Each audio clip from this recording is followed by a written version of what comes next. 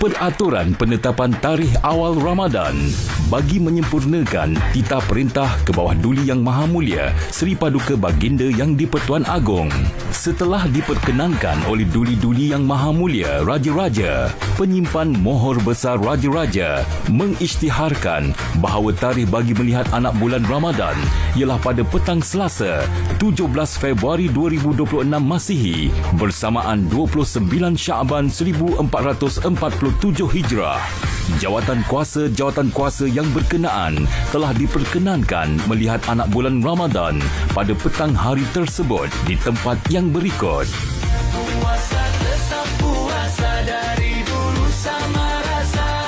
Zaman berzaman berbeza, cara niat di dada tetap sama. Ramadan datang lagi, bulan kasih, bulan janji. Ramadan datang lagi, bulan kasih, bulan janji.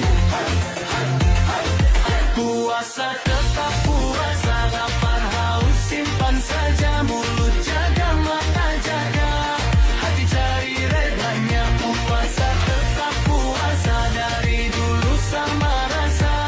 Zaman berzaman berbeza, cara niat di dada tetap sama. Majlis Raja-Raja telah mempersetujui bahawa cara menetapkan tarikh awal Ramadan adalah berdasarkan ru'yah dan hisab. Penyimpan mohor besar Raja-Raja akan mengisytiharkan pada malam itu juga tarikh awal Ramadan yang ditetapkan melalui radio dan televisyen.